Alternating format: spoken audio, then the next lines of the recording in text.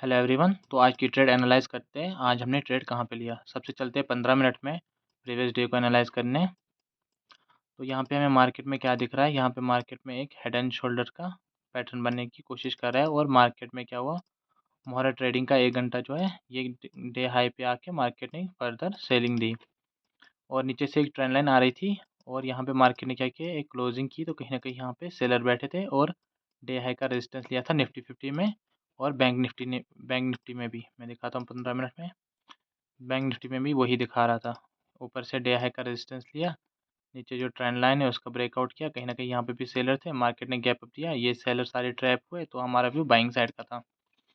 तो हमारा view buying side का था। प्रीवियस में कोई भी चार्ट नहीं था जहाँ पे हम सपोर्ट देख सकते थे, इसलिए हमने जो एक साइकोलॉजी नंबर जो था 2600 का साइकोलॉजी नंबर हमने सपोर्ट की तरह हमने सोचा इसको काम करेंगे।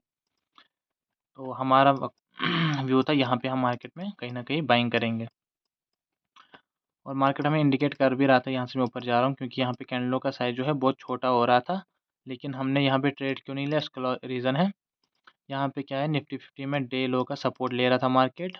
और 1 मिनट में बैंक निफ्टी को करते हैं। बैंक निफ्टी में भी यहाँ पे डे लो का सपोर्ट ले रहा था और सेंसेक्स में भी डे लो का सपोर्ट ले रहा था। तो तीनों जगह सपोर्ट ले रहा था, तो मुझे लगा एक का ब्रेकडाउन आना चाहिए, उसके बाद 26 की जैसी ऊपर आएगा उसमें हम फिर बाइंग साइड का ट्रेड लेंगे, लेकिन मार्केट ने डायरेक्टली ऐसे निकाल दिया ऊपर। उसके बाद मार्केट ने जैसे डे हाई का ब्रेकआउट किया उसके ऊपर सस्टेन किया, तो कहीं ना कहीं यहाँ पे बायर आए होंगे।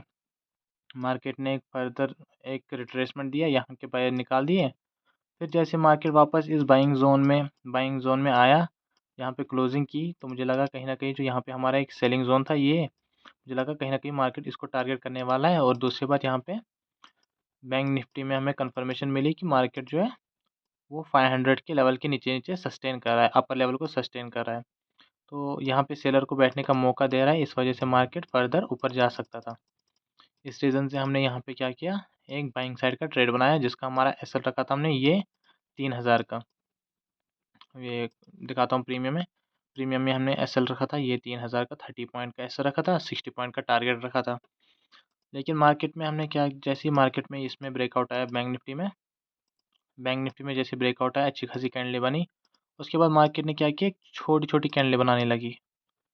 इन कैंडलों को हमने देख के क्या सीखा कि यहाँ पे छोटी-छोटी कैंडलें बन रही है, इसका मतलब क्या है, यहाँ पे 500 के ब्रेकआउट के बाद छोटी-छोटी कैंडलें बन रही है, तो यहाँ पे कहीं न कहीं रिटेलर को बाइंग का मौका मिल रहा है। तो कहीं न कहीं इसमें हमारा रिस्क था कि ये मार्केट जो है रिवर्स हो सकता है या तो एक रिट्रेसमेंट ले सकता था।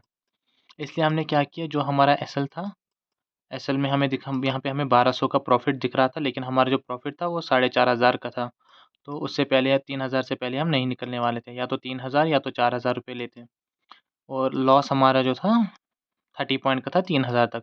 लेकिन जैसे हमें इंडिकेट हुआ कि मार्केट में कहीं न कहीं जो है प्राइस एक्शन है वो चेंज होता जा रहा है, तो हमने फटाफट से अपना जो एसएल है उसको ट्रेल कर लिया। यहाँ तक मैं बताता हूँ आपको, हाँ, हमने यहाँ तक इसको ट्रेल कर दिया। इस वाले स्विंग के नीचे हमने ट्रेल किया कि मार्केट में अगर जाना होगा तो यहीं से जाएगा, वरना हम छोटा-सा लॉस लेके निकल जाएँगे। तो मार्केट ने क्या किया, जैसे हमारा व्यू था कि मार्केट में 500 के लेवल के ऊपर छोटी-छोटी कैंडल बना रही है, वहाँ पे कहीं न कहीं बायर आए होंगे। वैसे ही मार्केट ने किया, 1200 तक प्रॉफिट दिखाया, उसके बाद मार्केट फर्दर डाउन साइड आया और हमारा जो है एसएल जो है ट्रेलिंग वाला एसएल हिट किया। अगर हमने ट्रेलिंग वाला एसएल नहीं लगाया होता तो मार्केट ने क्या किया होता, हमारा 30 पॉइंट का एसएल भी हिट कर लिया होता, जिसमें हमारा एसएल जो है 3000 का जाता। लेकिन आज का हमारा लॉस जो है सिर्फ वो 626 रुपीज़ का है। अगर हम यहाँ पे थोड़ा सा प्राइस एक्शन को नहीं देखते तो यहाँ पे हमारा एक बड़ा लॉस भी हो सकता था आज के दिन, जो था 3000 रुपये का। तो कहीं न कहीं हमने यहाँ पे प्राइस एक्शन को देख के कहीं न कहीं अपने लॉस को कम किया है। हमेशा देखो, मेरी बात सुनो, कभी भी लॉस से नहीं डरो। लॉस हमेशा होगा इसमें, क्योंकि ये ट्रेडिंग है, इसमें कभी भी ये प्रोबेबिलिटी का गेम होता है, तो इसमें लॉस तो होना ही होना है।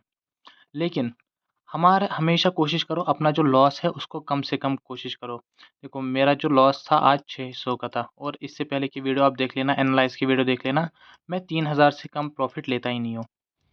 तो क्या इसका मतलब क्या है, कहीं न कहीं मैं प्रॉफ़िटेबल बन रहा हूँ। क्यों? क्यों मैं लॉस कम ले रहा हूँ और प्रॉफ़िट ज़्यादा ले रहा हूँ। मैं 3000 4000 का प्रॉफ़िट ले रहा हूँ एक लॉट से। आप मेरे पिछले वीडियो उठा के देख लेना।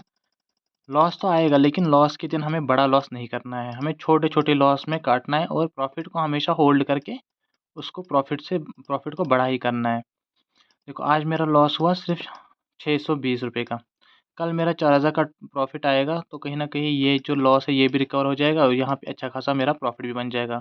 वहीं अगर मैंने आज 3000 का लॉस पूरा किया होता, उसके बाद कल मेरा 4000 का प्रॉफ़िट होता, कहीं न कहीं तब भी मैं 1000 प्रॉफ़िट में रहता। लेकिन हमेशा जो है लॉस को कम से कम करने की कोशिश करो। जब आपको डाउट हो कि नहीं यहाँ पे मार्केट रिटर्न हो सकता है यहाँ पे, या कुछ प्राइस एक्शन सही नहीं बन रहा है, जब भी ऐसा कुछ लगे तो मार्केट में ऐसा कुछ स्विंग ढूँढो जहाँ पे वैलिड, देखो मेरे पास ये वैलिड ज़ोन था, ये ज़ोन, तो यहाँ कहीं मेरा प्रॉफ़िट 1200 का था।